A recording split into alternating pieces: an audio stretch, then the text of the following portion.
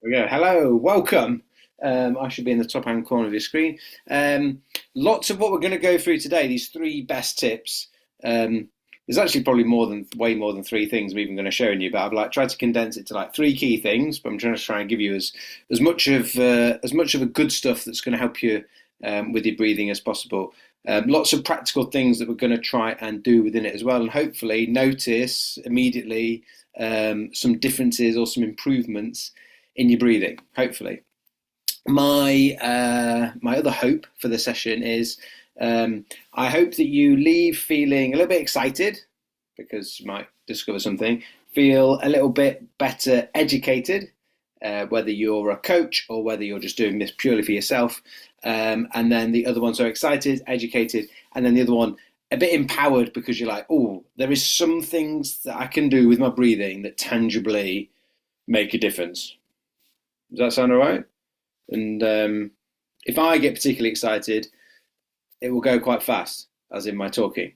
But there's a replay, plus you can always slow me down, stop me. Use the chat box to ask any questions during it, and then I'll leave time at the end to cover any of those things, and we can unmute ourselves and you can ask as many questions as you want. But just for the purpose of the recording, for those that can't join live, if we just have people muted during it, is that all right?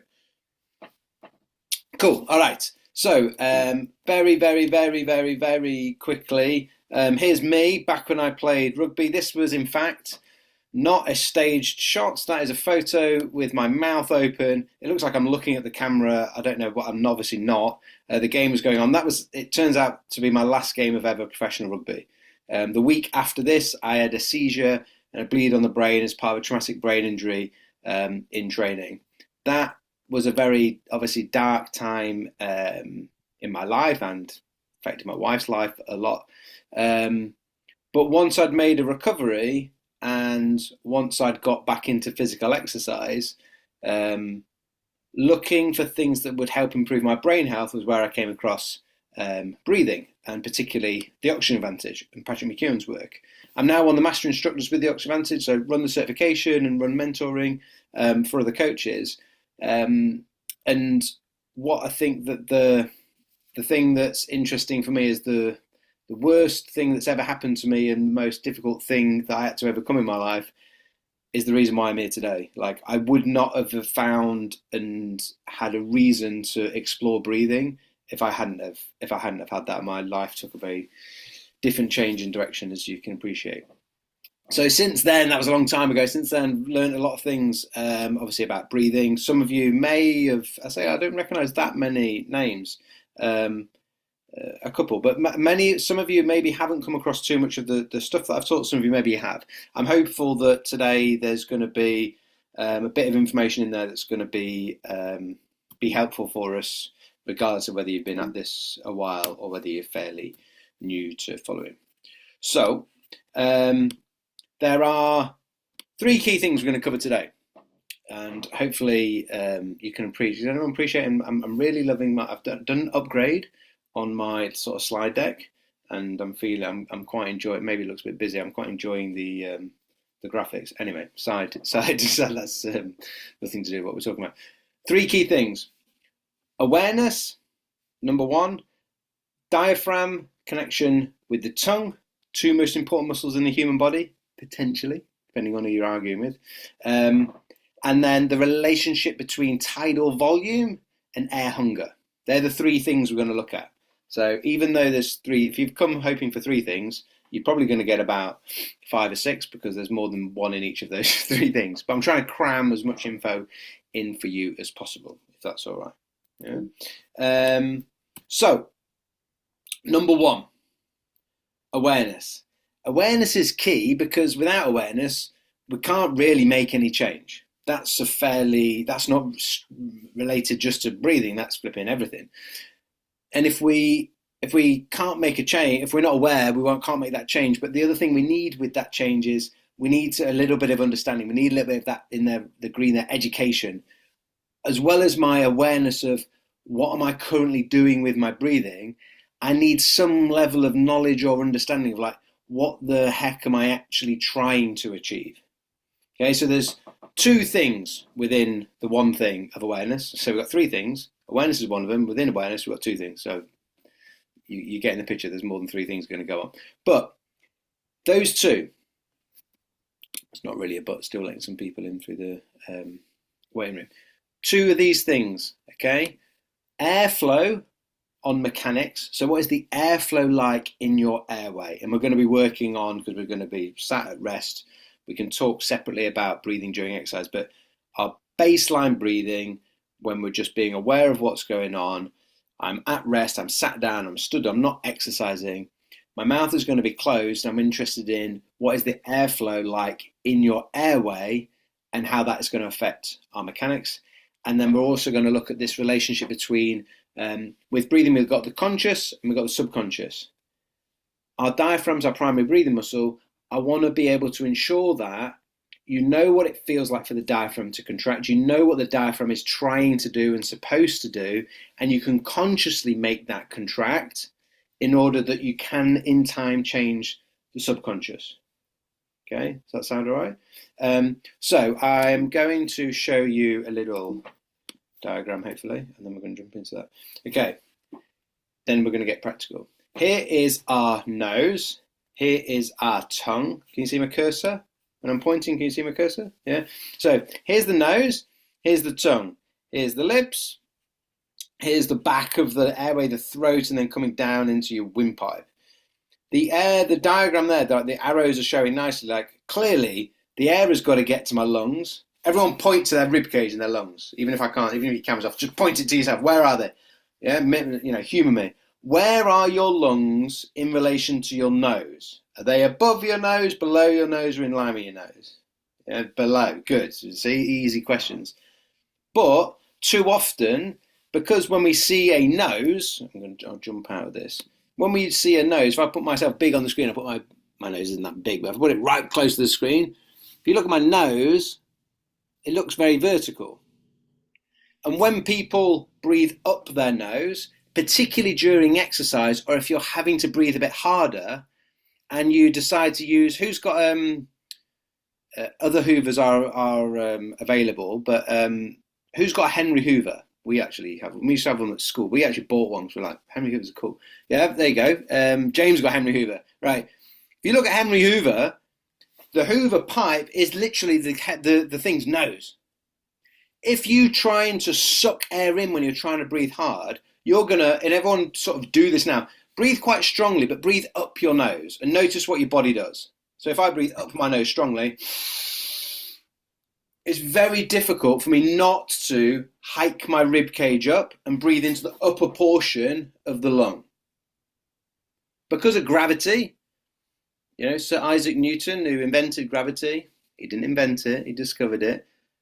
It works in one direction. So unless you're doing handstands, because if you're doing handstands, you're upside down and there will be more blood here.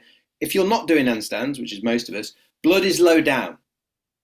And also low down, if you think of your lung as like an upside down tree, and the little leaves at the end of all of the branches are the little air sacs, the alveoli, where the gas exchange takes place. That's the important part of the lung. The rest of the lung is just like how the air gets there. The alveoli is where it's important. You have more of that low down. Does that make sense? It also makes sense as to like why the blood is then low down. The whole thing seems to be working quite nicely when everything's set up. Now your diaphragm's attached to the bottom of that rib cage. So what does the diaphragm do? When the diaphragm contracts, what happens? Is that the inhale? Use the chat box. Is that the inhale or the exhale? You got a 50-50 chance, so just have a guess. Oh, Alison Gear, appreciating you gone for a fist bump. I like that. Does the diaphragm contract on inhale or an exhale? You got a 50-50 chance. It doesn't matter if you get it wrong. Because if you get it wrong, you can have another guess, and then you're definitely going to get right because it's 50-50. So we've got a couple of inhales. We've got one exhale. I feel like my camera is a bit. Just give that a work. Okay. James has gone in for some detail. So the diaphragm contracts on an inhalation. It moves down and flattens out. If it is attached to the bottom portion of my rib cage, there's my two lowest ribs.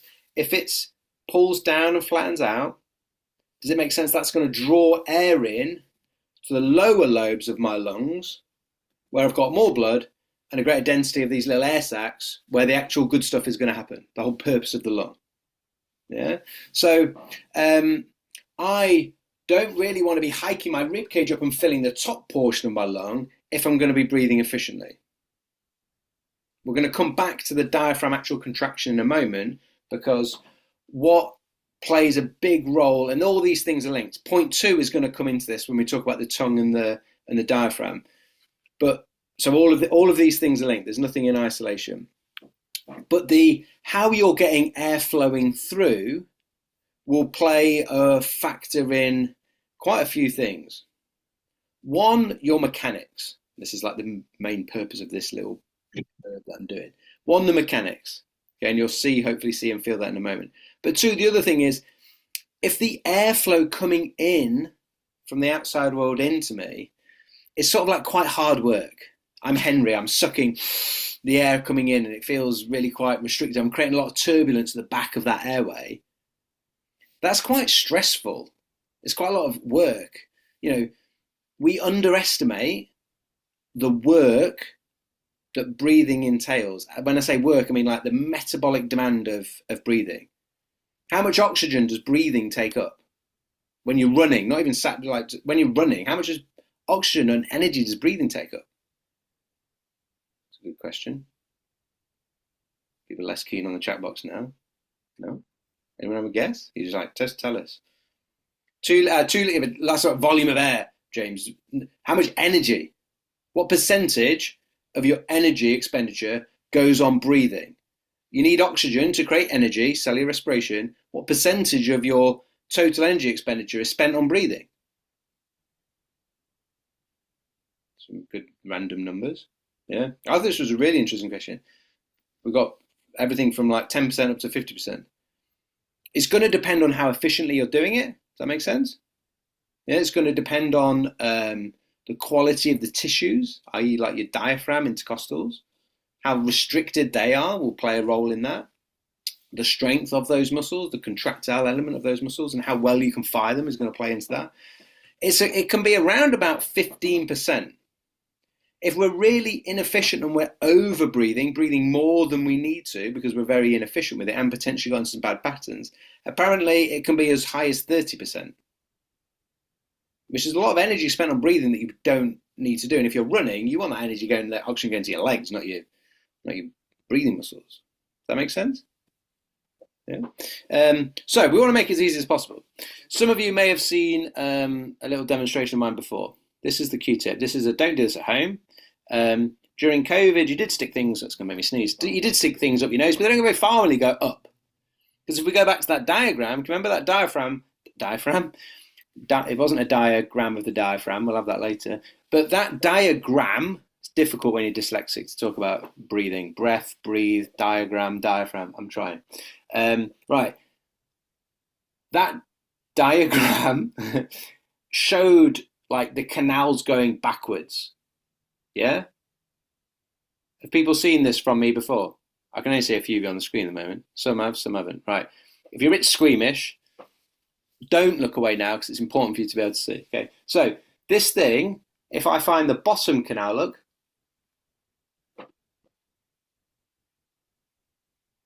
will disappear into that space. Yeah. And look, the space behind the back of there is massive.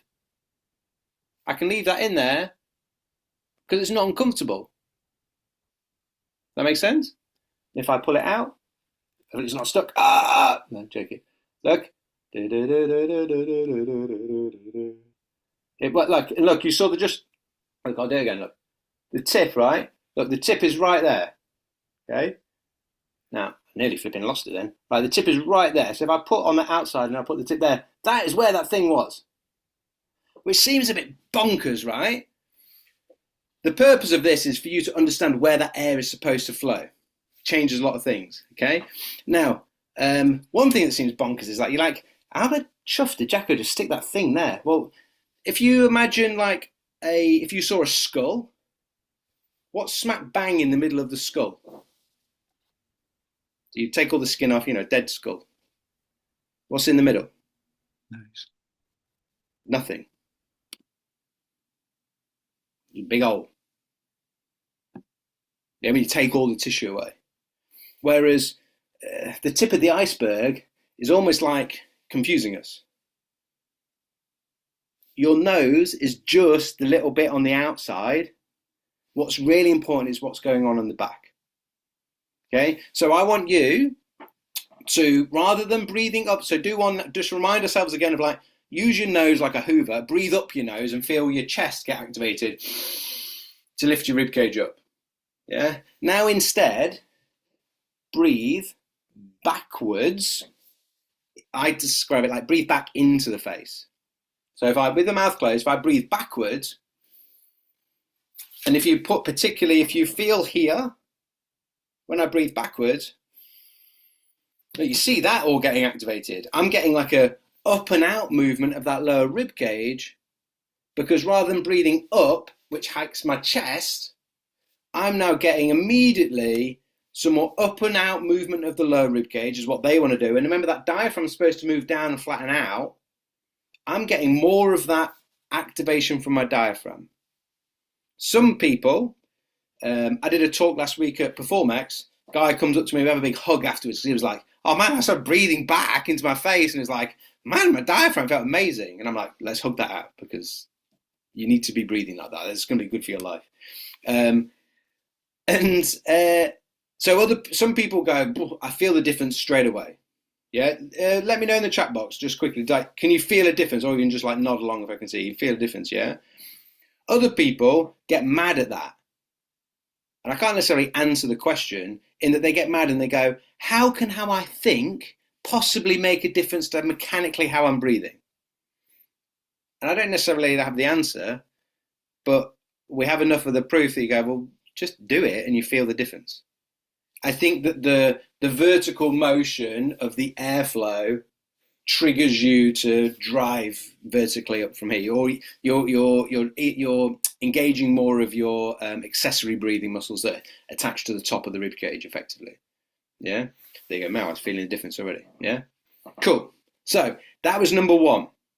Breathe back, not up. And I said I was going to give you three things, but remember, in number one, there's two things. The next up, the diaphragm. There's the pause there, the dyslexia was coming through. The diaphragm, yeah? Good luck for the, who's been following along recently from some of my stuff on it? I handed in my first draft to Bloomsbury. Good luck to the editor that's got to work through all of my dyslexia. Anyway, the diaphragm, little functional anatomy lesson with the ribs. The diaphragm attaches to those two lower ribs. You don't have to now lift up your t-shirt and show me on your camera. You do whatever you want. But I encourage you to use your hands to have a feel of where your lower ribs go.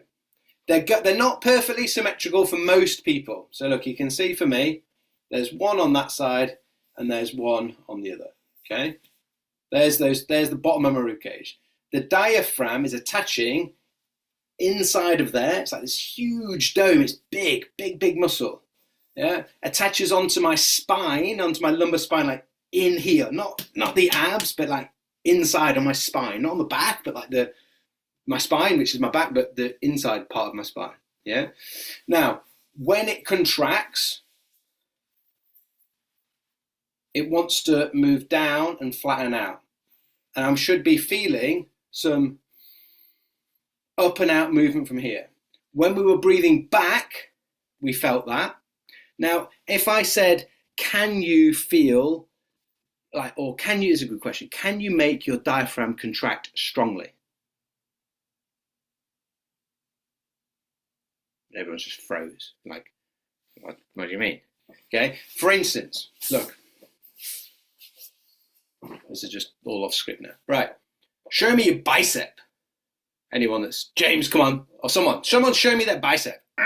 Even if you don't want to show me, just squeeze your own bicep.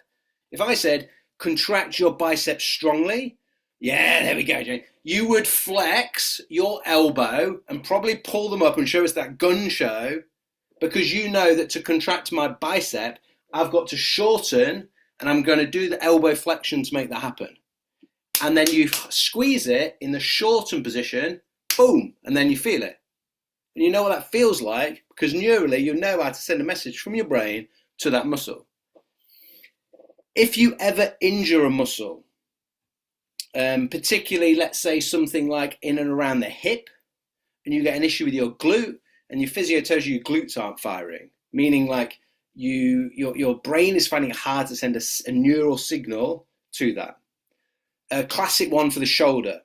If you injure your rotator cuff, anyone injured their rotator cuff before? It's quite a common injury for the shoulder, yeah? Injure your rotator cuff, it's like freaking everything hurts. Like you can't do anything with your arm if you really do some good damage on it, okay? So then you basically don't use it for a while. All those tissues, a bit of atrophy, but they stop getting utilized. And then like the firing from your brain is a little bit like dampened down. A physio, one of the classical things a physio will do with us when we're doing our early stage rehab is an isometric contraction. Have people heard about isometrics? Basically like I'd be, for my rotator cuff, I'd be like pushing against something like out, for example, or in if I'm doing external or internal rotation, but some point where I'm like gently pushing against something, but it's just an activation exercise where there's no change in movement, essentially. Does that make sense? Now, all that blurb is basically to say, in order for you to feel a strong contraction, you will typically do an isometric, and also particularly in the shortened position, you're going to feel it probably most as well, a lot of the time. Technically, mid-range is where we got the most crossover of fibers and blah, blah, blah, blah, but we don't need to worry about it. But your diaphragm, we're going to do, basically, you're going to do that for your diaphragm. So we've already, this was a game changer for me, 100%. And for many people that teacher too. The diaphragm we've already established contracts on an inhale. Yeah, good. So we're going to do an inhale, but how do you make it an isometric so that it's a stronger contraction? Well, we hold our breath, because the diaphragm only moves when there's air flowing. When air flows in, it's moving down, as long as we're doing it correctly. And when air flows out, it's moving back up. If I locate this central tendon for the diaphragm is in between where those two lower ribs are, if you locate that, now if I come close to the camera, I'm going to take a breath in and a breath out.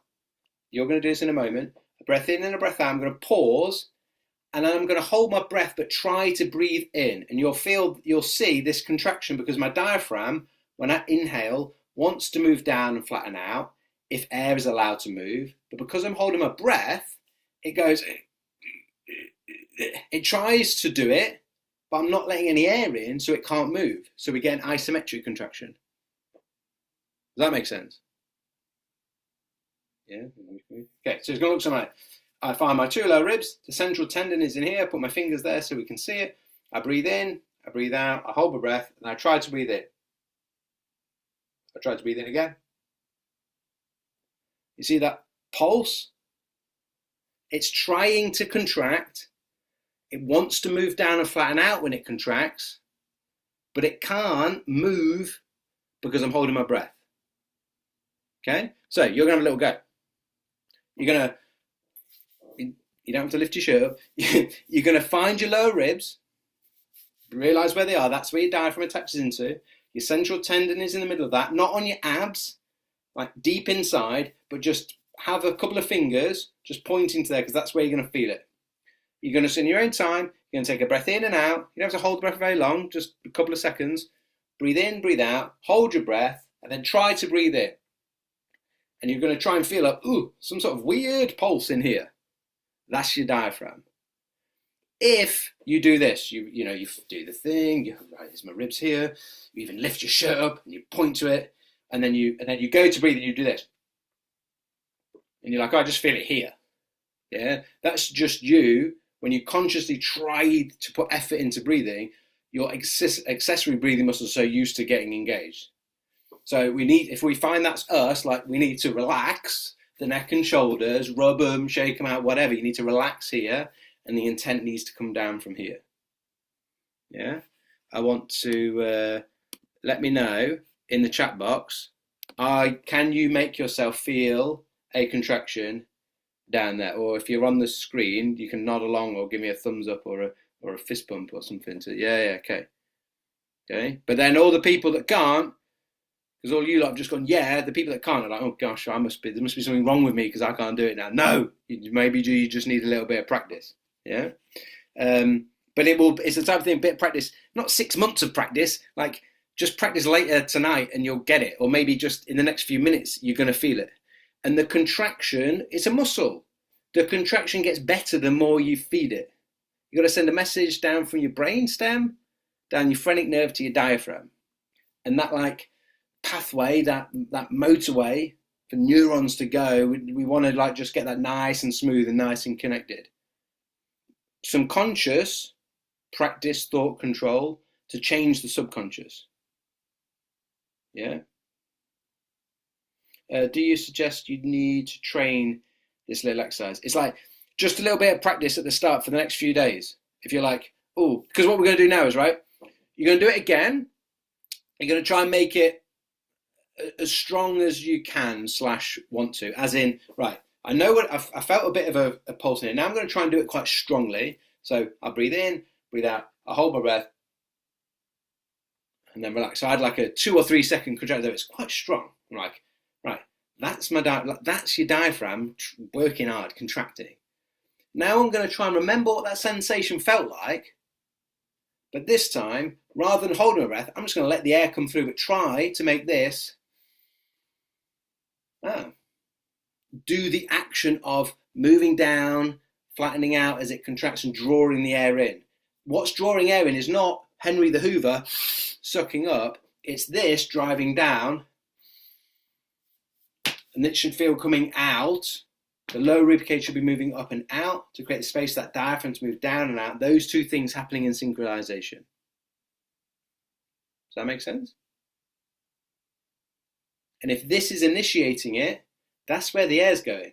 If this is initiating it, the airflow can't stop here. That makes sense? The air cannot stop here if this is initiating it.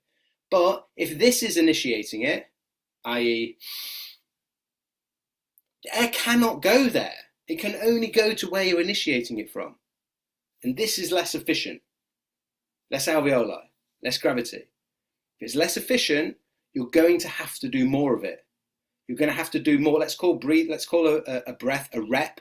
You're going to have to do more reps to get the same amount of oxygenation. Okay, remember that for point 3 that's coming. Right, is that okay? Apparently that's 1 point. I was sneaky, trying to give you some good stuff. Okay, so that was these 2 things. Airflow, that was breathe back. Conscious connection of your diaphragm, that's what we call a blocked inhalation. You were creating an isometric contraction then.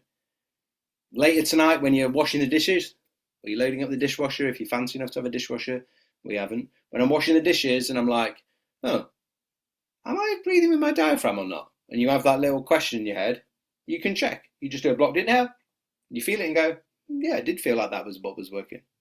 Happy days. Or if it wasn't, you go, no, I don't think I was using that. So maybe you do another blocked inhalation to go, okay, telling your brain that that is what we want to be firing. That's what I want to be contracting when I'm inhaling. You do a stronger contraction with the blocked inhalation that's stronger than normal. Then you go back to your normal breathing, but just with better awareness of, oh yeah, you've just contracted that muscle. So you're heightening your awareness of it. You've got the education and understanding of how to actually not just be aware, but actually make a change. Hopefully, now, if I've done a good enough job of explaining that. I feel like I've laboured the point enough. Cool. All right. All of this stuff, like the replay is going to be available for this, but also on probreathwork.com on the app, I've got a free foundations course, which has got a load of this stuff in like shorter format chunks as well for you. So do not worry if you don't get it all straight away. So that was that. Now, number 2, our second point, the link between the diaphragm, which I spelt incorrectly there, I just realised. Never mind. I didn't need to tell you, did I? Because some people wouldn't have noticed. Anyway, I've spelt diaphragm wrong there. So, the link between the diaphragm and the tongue. Potentially, the two most important muscles in the human body. Your diaphragm is a very strange muscle, a very helpful muscle. Your tongue is an even stranger muscle and super important for your airway. They are connected via our deep frontal fascial line. Yeah? Everything in the body is connected, but these two things are particularly connected. Here's like the fanciness of it. Thomas, if you're interested in fascial stuff, Thomas Myers got some wicked stuff. I've watched one of his colleagues do like a live dissection over Zoom, which was mind-blowing. There's loads of videos on YouTube of him showing you like what the diaphragm actually looks like when you can see it in a dissection, and it's mind-blowing, and the links that they can show between them. But essentially what this is showing is that your tongue is linked to your diaphragm through this deep frontal fascial line, as Thomas Myers has called it, that runs all the way down to your big toe. Very, very, very, very, very important. But your tongue will influence your diaphragm. Your diaphragm will influence freaking everything. But your tongue will influence your diaphragm. So our position of our tongue is going to be important for the use of our diaphragm. Something very simple with the tongue makes good change for the diaphragm. The tongue is also linked to our airway. So we're going to do a couple of things. You're going to try out a couple of things, yeah?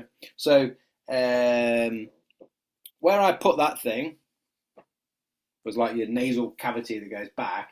And then we've got this like the space at the back of your airway. Where your tongue is can affect like the turbulence of the air that's creating in the back of there. Your tongue also is connected to all of the muscles in your neck and in your airway and that support your jaw. Yeah. If I come, let me just actually come back to this. I wasn't going to, but I think this is helpful. Let me come back to this little picture here. Look, this space back here, look, where the air's got to flow down. Whether you're breathing through your mouth or through your nose, the air's got to go down here. Yeah. Your alignment of your neck is really important. And the position of your jaw is going to affect this space. So if you imagine I've got my chin like tucked, like pulled back. If I pull my jaw, my chin back too much, because someone's led me to believe that like tucking my chin is good posture, I get a lot of the professional rugby players I work with where they're ramming their jaw literally into this space. That space is about the thickness of your thumb. It's not that big. If you put your jaw in there, you're just restricting the airflow. That's not good. When the tongue is in a good position at the top of the palate, the turbulence of the airflow back here is improved. So the airflow through here can feel a lot easier when the tongue is in a good position. Now, not only with the tongue have we got the position of it, we've got the tone of it. All of these muscles from the tongue, we said, connect down to the diaphragm. Along that way, those muscles connect into muscles that support the jaw and connect to make the actual, like, your airway. The structure of these muscles that are creating this tube, it's not a plastic tube. Like the tube itself is made from muscle. So the tone you have in your tongue affects the tone in the muscles that create your airway. If your tongue lacks tone, the structure and integrity of your airway can become compromised. That makes a big difference when we're sleeping, particularly, because when you're asleep, all of your muscles relax. All of your muscles relax. Not some of your muscles, all of your muscles. So the muscles that create the structure and integrity of your airway are relaxed. If they lack tone at rest, normally during the day, they're going to be even more lacking structure and integrity at night, hence more snoring and stuff. You work on your tongue position, you work on the tongue strength and the tone of the musculature of the tongue, you improve the support of your jaw, which helps the airway, but also you working the tongue, you're working the airway. Okay? So that diagram is actually pretty helpful for that. So what, does that make sense? You're going to just do something for me. You're going to imagine, I know this is out of the realms of possibility for all of us, healthy, fit individuals, but just imagine we've got a double chin, okay? And I'm going to put my fingers underneath where my double chin would be, and then, just so you can feel, and then I want you to push your tongue up to the roof of your mouth really hard. And you'll feel, oh, you feel that muscle kicking in? You're like, oh, that's my tongue. Well, it's not your tongue, it's your hyoid, but it's your muscles connected to your tongue. If you feel on the outside of your jaw around here, if you push your tongue up hard, it's a little harder to feel, but as you get good with your tongue, you feel like, oh, the muscles around my jaw are actually getting engaged. Your tongue influences the jaw, your tongue influences your throat, the tongue influences your airway. Okay, now the position of your tongue, if you open your mouth as wide as you can, show me all of your fillings. You're going to try and open your mouth as wide as you can. I'm going to ask you to do something weird, and this is not me. I ain't got any jokes for you tonight. Normally I try and tell a few jokes. This will seem like a joke, but it's not a joke. Okay? You're going to open your mouth as wide as you can, and if you're embarrassed, don't have your camera on. But it's happy days, right? Open your mouth as wide as you can. You're going to get 3 fingers, and this isn't a joke, man. I feel like I'm making it. You're going to get 3 fingers, and your job is, can I stack them vertically and get them in my mouth easily enough?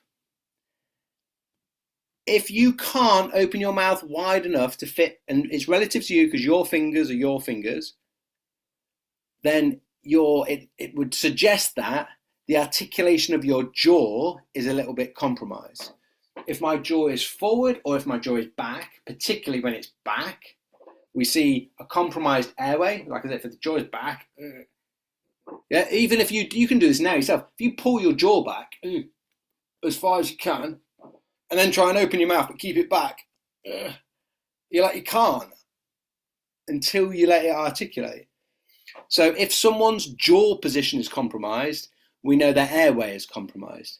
If you can't open your mouth wide enough to fit 3 fingers in, it's a little bit of a sign that the jaw is a little bit compromised, and you can do some work to help on that articulation.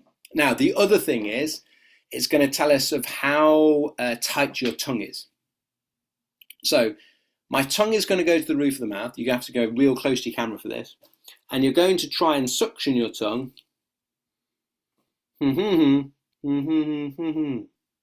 Show me that stringy thing, whatever it's called. I can't even remember the technical name for it, yeah? Now, if I can open my mouth this wide, yeah, really good, but when I suction my tongue, I can only, if I go any wider than that, my tongue is just going to ping off. Or, it just feels too tight underneath. Yeah, the tongue suction is almost like a test in itself and a great exercise. Because when you suction the tongue, you are creating there's strength in the tongue in order to create the suction. Some great facials going on. I'm enjoying it. I'm doing it as well. The strength in your tongue to create that suction is working the tongue as a muscle, working the strength of it. But at the same time, as you try to open your mouth as wide as you can, before it pings off, that is stretching the underneath. The tighter the underneath is, the more restricted your ability to get your tongue to the roof of the mouth where it's supposed to live. This whole space, I'm going to go see it. Basically, I'm trying to show you where the roof of your mouth, where in between, where all of your teeth are, is a beautifully shaped space for your tongue. Now, life, evolution, genetics, not all evolution or whatever you think is, I'm not here to have that type of conversation, but it's not all progression. Look, people like me with narrow faces, you think where I put that thing shows it backwards. Does it make sense that the narrower my face, the narrower my airway is here? Yeah, I'm a good example of bad. See how my teeth are like overlapped and a bit wonky, not straight, because I don't have enough space for my teeth. My palate has not developed well enough. My face is too narrow. My tongue is way too big for my mouth, which is an impossible thing. It's just that my mouth is too small for my tongue. That makes sense? Someone once did say he was doing some. He was a osteopath, a cranial osteopath. He was like, "Man, yeah, you have got a small palate." He was like, "You got a freaking massive tongue, dude." And I was like, I don't know if that was a compliment or not, but essentially, so for me, when I went to the really good functional dentist that some interesting stuff on. Anyway, one of the things they look at is I'll have lots of marks on the sides of my tongue because it's always getting in the way of my teeth. Anyway, this isn't about me. This is about you getting your tongue to the roof of the mouth, is what all that chat is about. Yeah? If I can practice suctioning it without it popping off and opening your mouth wide, you're getting a stretch and strength of your tongue. That will help with the muscles that support your jaw, because they're connected to your tongue, and the muscles that create your airway, so breathing's going to be better.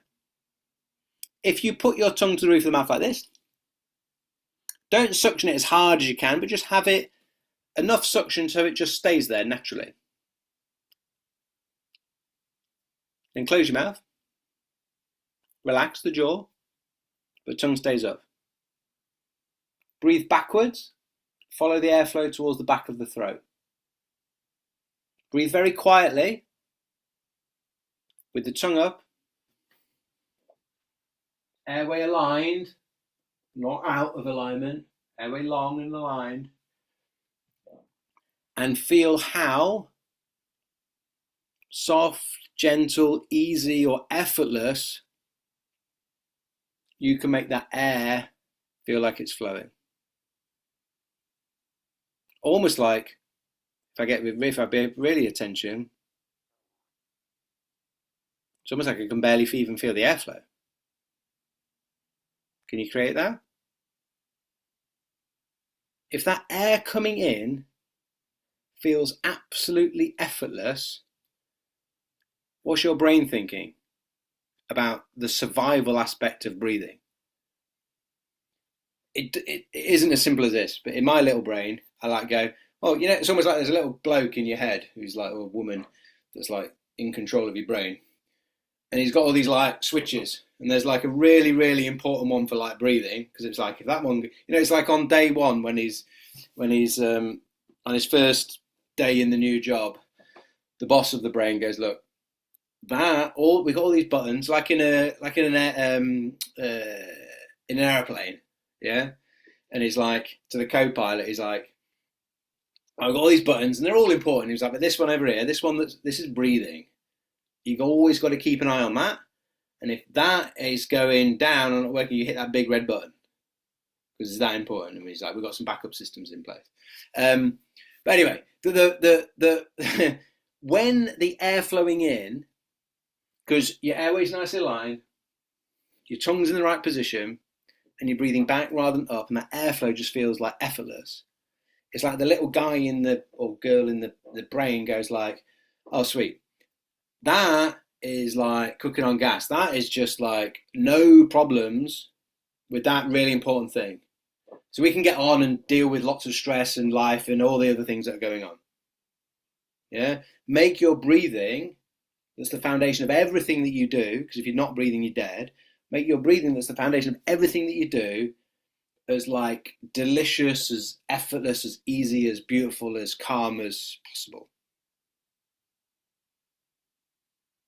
Would be my advice.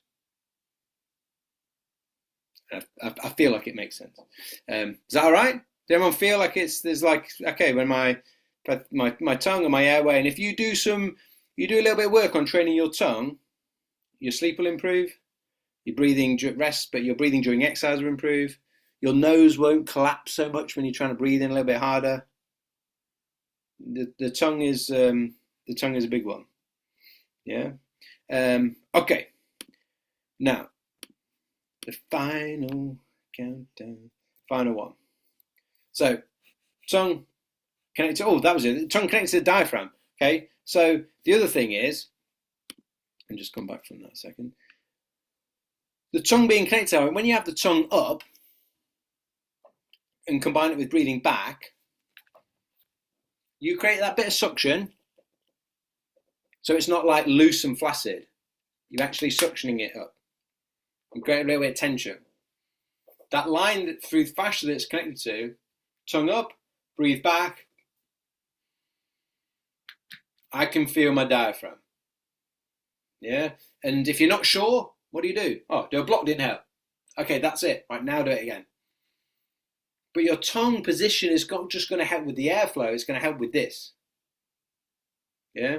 And you saw the diagram about it being connected through the fascia. Yeah. So that was that. Yeah. That was point 2. Yeah. Point 3. A little bit more connected with exercise, but it's a bit easier to use the example with exercise because you're less likely to feel out of breath or air hunger when you're sat down at rest doing nothing. Yeah. But if you're feeling quite stressed, you can feel agitated, and that can feel like a bit breathless for sure. Yeah, and what you're going to understand here is going to help with both of those scenarios. So we got this nice man running, pretending to run, in an over-exaggerated stance. He definitely doesn't run like that.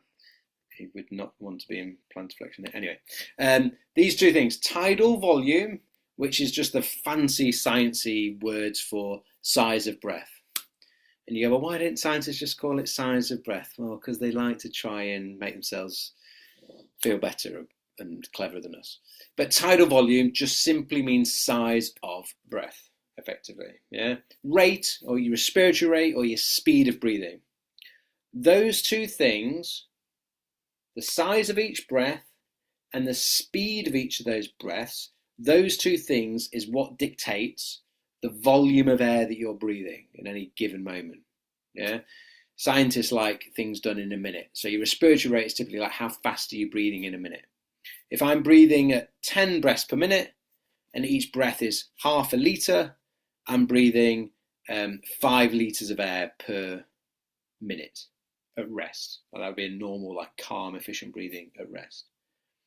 Now, what's particularly interesting with exercise is that the less how do I put this nicely? Let's put the positive spin on it the other end.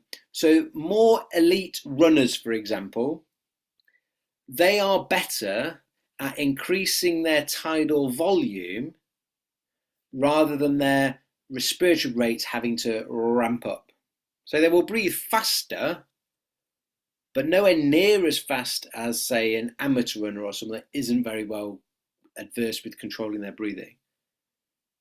Someone that is less trained in their breathing will end up having a really fast rate, which ends up restricting their tidal volume.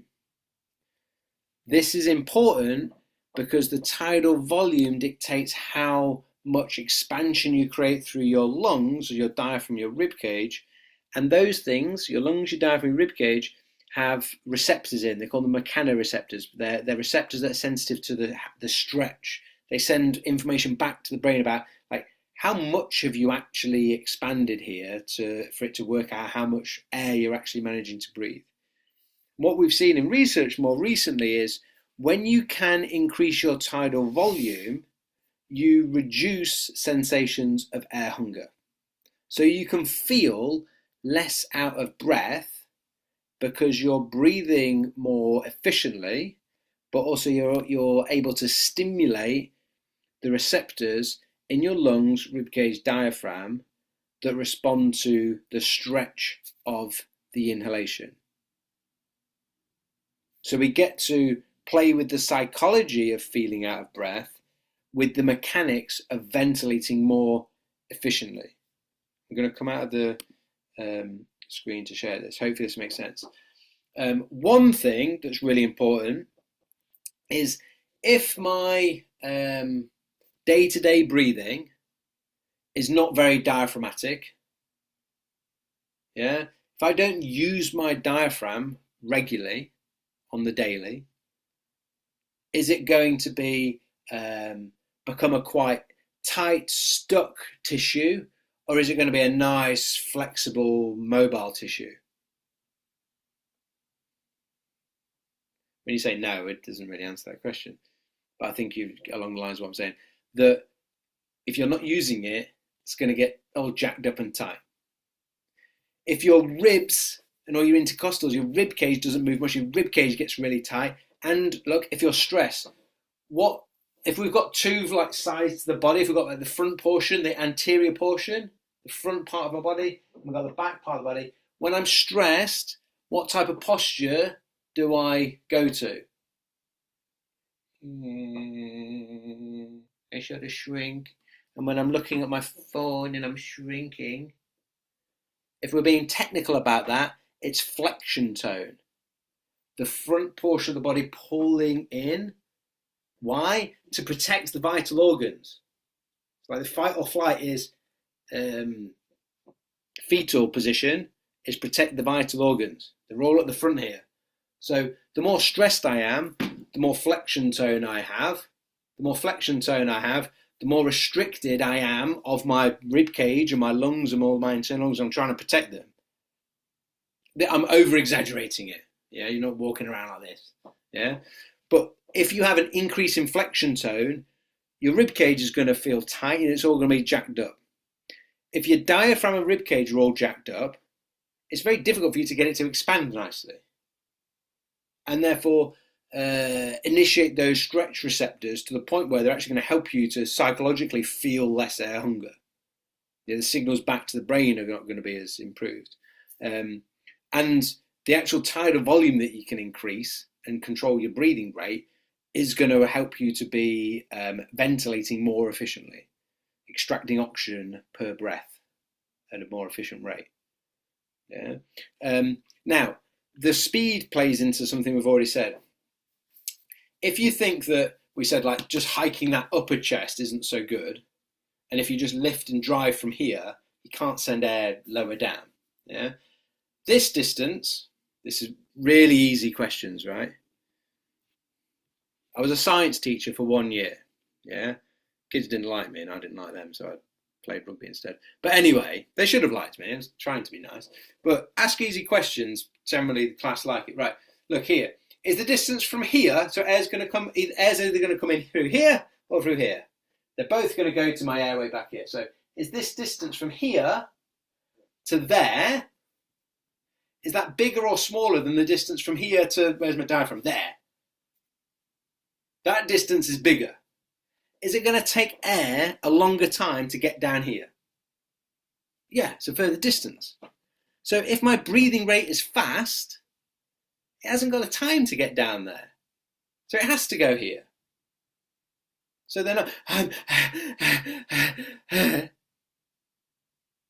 you feel more air hunger because you're never actually activating those stretch receptors. You're breathing really inefficiently, and all of the signals that you're sending to your brain is like, I'm stressed, we need to stop. So we need to, in order to be able to ventilate more efficiently and utilize my diaphragm, I've got to be able to slow down my breathing. And in order to be able to slow down my breathing, I've got to be able to control it.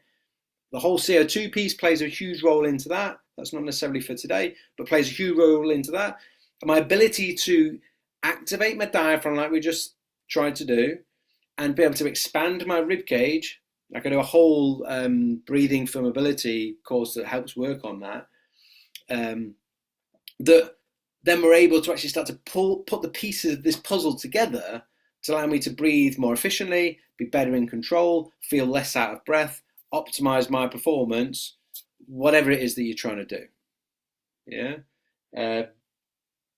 that is a real key for being able to stay regulated and in control of my breathing during any type of physical exercise. Does that make sense? Yeah. If you can do it through your nose, amazing. But if you have to use your mouth, you still need to do those things. You still need to use your diaphragm. You still need to keep a cap on the speed. And you still want to try to expand that rib cage and improve your tidal volume, the size of breath, which will help you stay a little bit more in control. And then, interestingly, depending on how hard you're working and how fit you are, and the size and shape of your nose and your nostrils and all that plays a role in it as well. But you'll find it easier to get back to nasal or not feel like you have to switch to the mouth. Yeah. I work with a lot of professional, international, elite athletes and teams that play sports that require a lot of talking. You can't talk out of your nose. Yeah, it doesn't sound very good. Yeah. So there's a lot of talking, and also the sports that I work in, like particularly like rugby, mixed martial arts. Like particularly in rugby, like there's a lot of talk. There's not so much talking in mixed martial arts, but a lot of talking, and it's a lot of high intensity stuff, and it's a lot of stress. So there's going to be a lot of mouth breathing in the battle. But where are the opportunities for them to nasal breathe? Where are the opportunities away from the sport to nasal breathe? And how do we ensure that when we do have to go to mouth breathing because of the intensity of the activity that they're doing, that they're still doing that with some level of control and regulation, and they know how to get back? That's the bigger picture. Yeah. If you're doing 2 or 3 cardio sessions a week for general health and well-being, there's no benefit to you mouth breathing during those 3 cardio sessions. 0. If you're doing it for health and well-being. Now, if you play rugby for England and you're trying to beat whoever, then there may be some benefit. Does that make sense? But if you're doing it for health and well-being, there is no argument, as far as I'm aware. I'm just seeing the chat box. JT, the podcast with the dentist. Yes, that was the Dr. Lomas at Wonders of Wellness. Yeah, check out the podcast for that. It was very insightful. Or even go there. Okay. Final thing I'll answer is some questions. As a thank you for joining the webinar, I've got a couple of things coming up. I did mention actually just then. Breathwork for Mobility, that's like the most popular course that I teach. I teach it online. It's done over 3 days. It's like 1 hour a day, so it's not like a whole day. From starting this is next week, Monday, Tuesday, Wednesday, the 10th, 11th, 12th of March. It's done online via Zoom. And you get, if you use the code webinar 150, you get £54 off it. So it's only 150 quid. Rather than full price is 195. That starts next week. Some of you, if you're interested in that whole breathing, mobility, flexibility, in particular, like being able to get your rib cage moving, you'll really love that one. I'm more than happy with anything, particularly for that one when people are a bit unsure about it. I say, look, if you do that course and you don't see some substantial differences in how you move and how you breathe after doing that course with me, I'm more than happy to give you your money back, because I know that that's not going to be the case. So that for sure comes with a money back guarantee. The other thing that I've got coming up is the Oxyvantage certification. I mentioned that I'm one of the master instructors and mentors of the Oxyvantage. The next certification that I'm running is done over 3 days, Friday, Saturday, Sunday. It's in Manchester, in the UK, in England, 28th, 29th, 30th of March. The early bird offer is for 100 quid off. That actually ended on Friday at the end of the month of February. But as a thank you for joining the webinar, I've created a code for you, OA, standing for Oxyvantage, OA100, gets you that same early bird offer. So basically extended that early bird offer for you to get £100 off the Oxyvantage certification. I'm also running a retreat, the same as we did last year, in May 9th, 10th, 11th of May in Scotland, a beautiful woodland retreat centre where all of your food, accommodation, retreat facilities like ice bath, sauna, and all the jazz is all included in that. So you'll be able to see those on probreathwork.com. But these are the next two things that are coming up. But if you are interested in the retreat in May, there's still a few places left on that. But obviously, that's a smaller group, so do let me know if you are interested. Other than that, do we have any questions? I might stop the recording so that if anyone does want to